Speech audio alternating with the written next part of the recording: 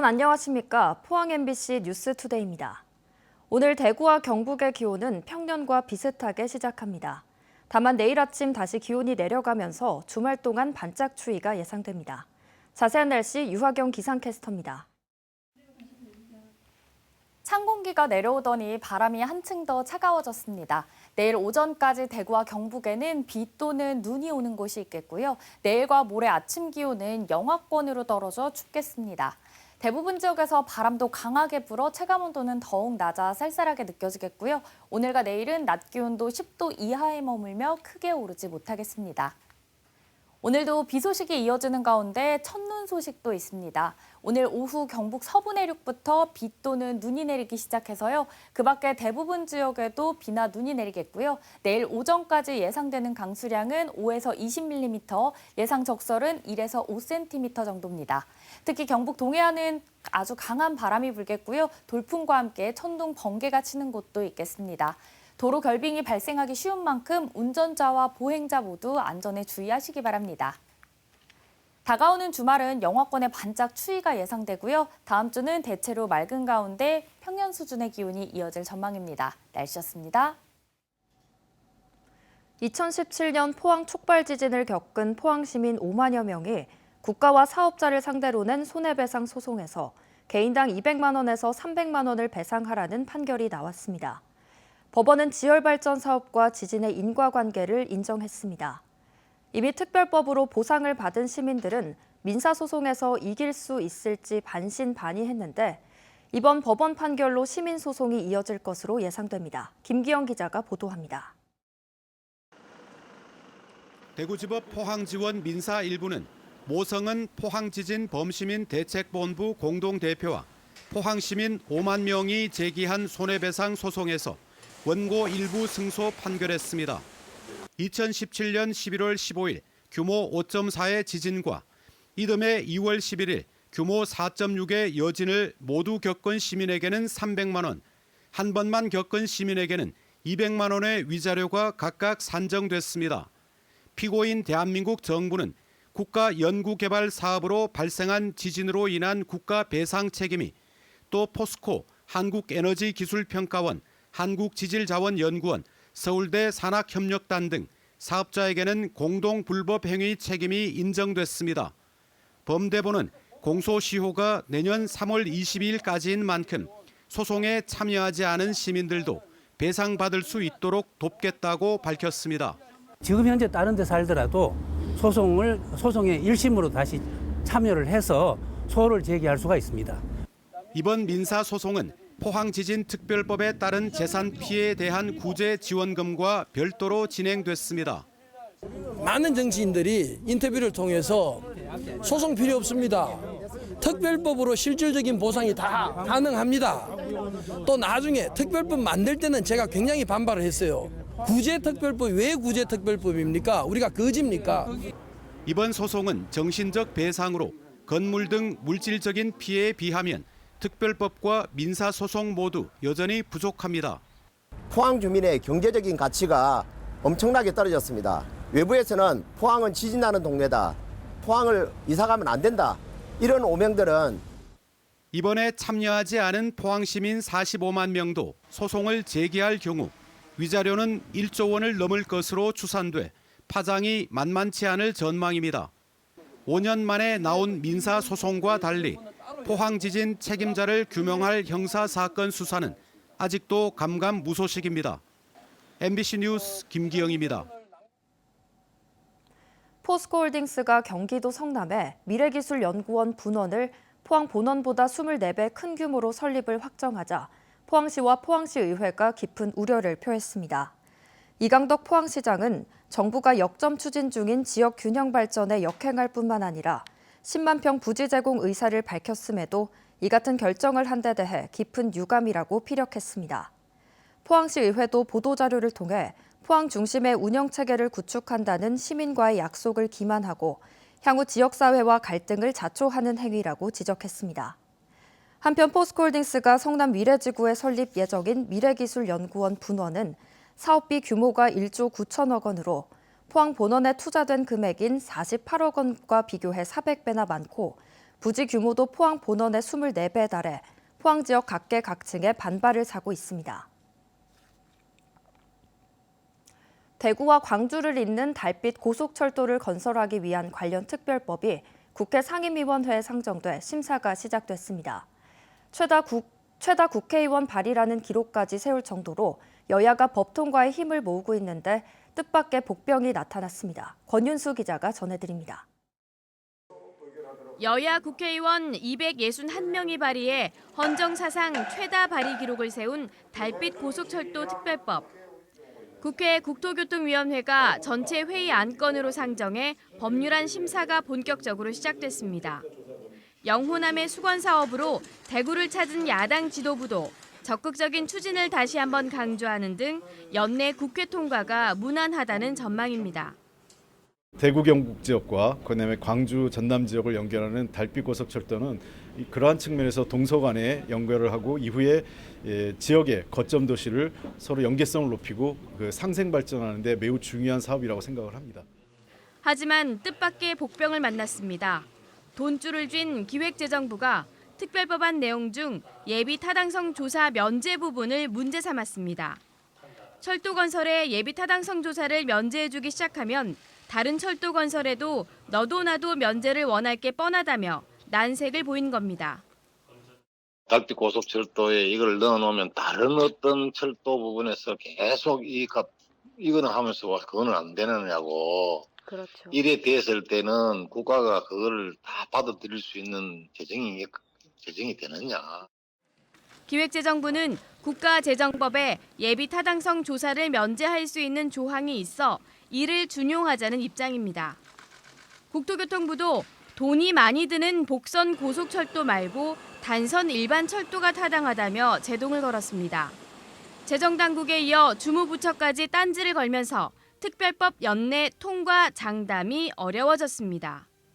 국토교통위 강대식 의원은 복선 고속철도의 경우 최근 철도공단으로부터 타당하다는 답변을 얻어내 문제가 없고 다른 조항은 심사 과정에서 조율하면 된다고 내다봤습니다. 영호남 화합, 국토균형발전이라는 가치에도 불구하고 경제성 부족으로 매번 좌절됐던 달빛 고속철도. 대구 광주를 오가는 열차를 타기 위해선 여야 정치권의 입법 의지와 정부 설득 작업이 남았습니다. MBC 뉴스 권윤수입니다. 경주시가 폐철도 활용 사업을 추진하는 가운데 황성 동촌 구간에 거주하는 학부모와 시민, 상인들이 직접 주민대책위원회를 구성하고 본격적인 활동에 들어갔습니다. 이들은 그동안 경주시가 소통이 부족했다며 주민대책위를 발족했고 이달 말까지 폐철도 활용 방안에 대한 설문조사를 벌이고 결과에 대한 심의를 거쳐 주민투표 등에 나설 예정이라고 밝혔습니다. 상주시장에 대한 주민소환 서명부 열람이 끝나고 선관위가 적합 여부를 가리는 심사에 착수했습니다.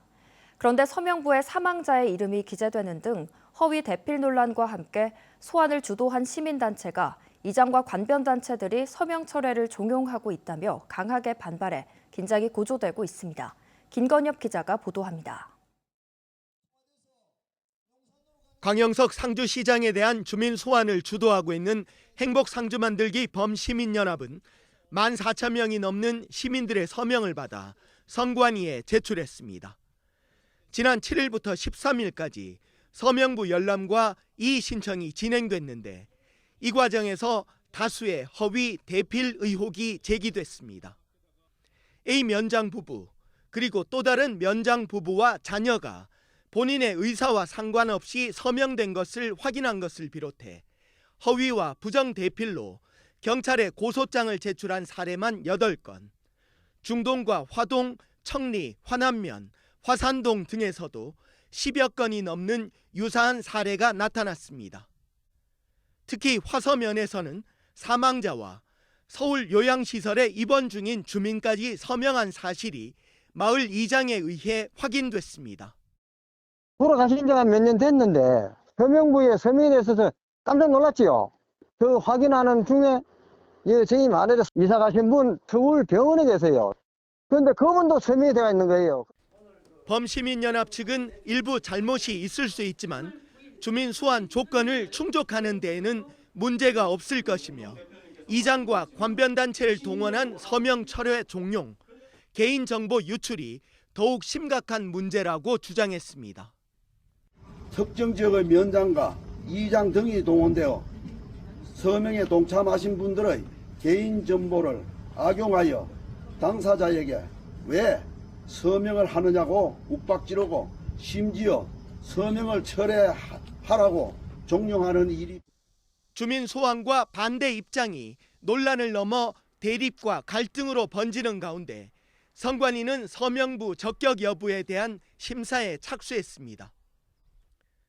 주민소환법에는 이 신청에 대해서만 14일 안에 심사해 결과를 통지할 것을 규정하고 있고 각 하나 적합을 결정하는 기한은 따로 정해두지 않고 있습니다. 선관위는 내년 총선과 주민 소환의 안전성, 공정성을 위해 최대한 기한을 단축하기 위해 노력하고 있다고 밝혔습니다. 서명 인원 부족과 도중 철회로 3차례나 무산된 바 있는 상주시장 주민 소환이 이전과는 크게 다른 국면을 보이면서 긴장감이 높아지고 있습니다. MBC 뉴스 김건엽입니다.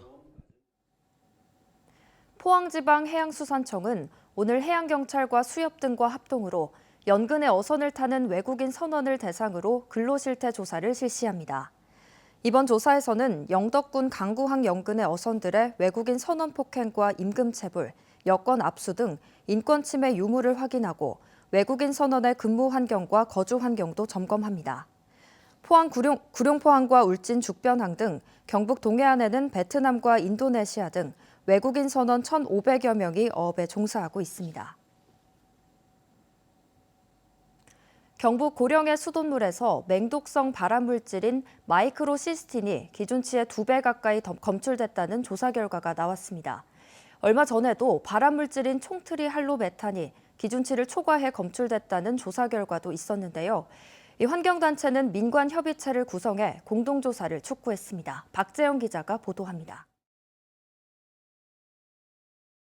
2달 전 경북 고령 지역 수돗물의 원수로 쓰이는 중화저수지는 녹조 범벅이었습니다. 지난 9월 환경단체가 이 저수지물을 정수해 생산한 수돗물을 떠서 수질검사기관에 수질검사를 맡겼습니다. 결과는 충격적이었습니다. 수돗물에서 마이크로시스틴이 기준치 1ppb에 2배 육박하는 1.9ppb가 검출됐습니다.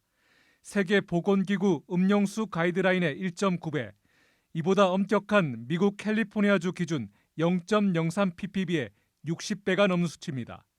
검사의 공신력을 높이기 위해서 효소 면역 측정법과 환경부가 사용하고 있는 액체 크로마토그래피 질량 분석법을 함께 사용했습니다. 또 정수전 공정에서 완벽하게 제거하지 못한다라는 걸 단적으로 보여주는 결과이기 때문에 정수 공정의 개선도 필요하지만 이제 또 우리가 마시는 기본적인 원수가 깨끗해야 된다라는 것을 의미한다고 저는 생각합니다. 최근 고령의 수돗물에선 발암물질인 총트리할로메탄도 기준치를 넘어 검출돼 주민들의 불안과 불신이 커지고 있습니다. 여기에 대해서 정부가 책임져야 된다. 그리고 이것을 마시는 주민들은 쉽게 말해서 화도 좀 분노한다. 환경단체는 신뢰할 수 있는 전문가의 정기적인 조사와 모니터링, 민관협의체 구성 등을 통해 수돗물 안전성 문제를 해결해야 한다고 촉구했습니다. 저수지댐 다 녹조가 심합니다. 그래서 안전한 지수원이 지금 없다 저희는 이렇게 보고 있기 때문에 강해 자연성을 회복시키는 것이 근본적인 문제 해결책이다. 이에 대해 고령 지역 치수원을 위탁 관리하는 한국수자원공사는 매달 한 차례 검사를 포함해 지난 5년 동안 수돗물에서 마이크로시스틴이 검출된 적이 없다고 해명했습니다. 대구지방환경청은 지적에 공감한다며 관계 기관과 함께 정수 처리 공정 강화 등 대책 마련에 나서겠다고 했습니다. 충분히 우려할 수 있는 소지가 있다는 점은 저희나 환경부에서도 충분히 그는 공감하고 있고 그래서 이제 이번 건을 계기로 해서 이제 더 관리를 더 철저히 하기 위해서 지금 정수한 수돗물에서 발암 물질이 잇따라 검출되면서 관계 기관들이 보다 적극적이고 책임 있는 대처를 해야 한다는 목소리가 높아지고 있습니다. MBC 뉴스 박재영입니다. 울진군은 오는 29일부터 이틀간 고향사랑기부제 답례품 및 공급업체를 공개 모집한다고 밝혔습니다.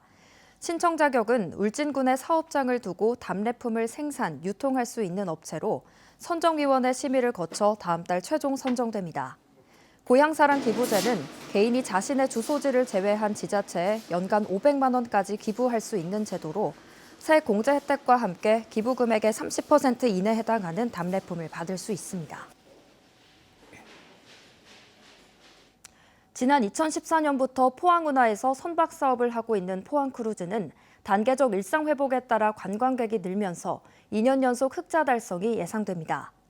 이 회사는 주말에는 하루 평균 1,000명, 주중에는 300명이 포항크루즈를 찾아 현재까지 탑승객 누계가 110여만 명에 근접했다고 밝혔습니다. 포항크루즈는 지역 10여 개 기업이 자본금 20억 원을 출연해 설립한 사회적 기업으로 수익금은 지역 발전과 사회적 약자를 돕는 데 사용합니다. 이번 주말 포항에서는 과메기 축제와 사과 축제 등 지역 특산물을 맛볼 수 있는 다양한 행사가 열립니다. 포항구룡포 과메기 사업협동조합은 오는 18일과 19일 구룡포 아라광장에서 제24회 구룡포 과메기 축제를 개최합니다. 현지에서 생산된 과메기, 오징어 등 싱싱한 수산물을 맛보고 구매할 수 있으며 깜짝 경매쇼, 팔씨름 대회, 구룡포 가요제 등 다채로운 행사가 마련됩니다. 또 오는 18일 기북면 은천저수지 수변공원에는 제6회 기북사과 축제가 열려 사과 재배 최적지에서 생산된 명품 사과를 홍보할 예정입니다. 포항과 삼척을 잇는 동부 중부선 철도가 2025년 1월에 개통됩니다. 동해 중부선 철도 사업은 포항과 삼척을 잇는 66.3km로 1단계 포항 영덕 구간은 지난 2018년 개통했고 2단계 영덕 삼척 구간은 내년 말까지 준공해 2025년부터 개통할 예정입니다.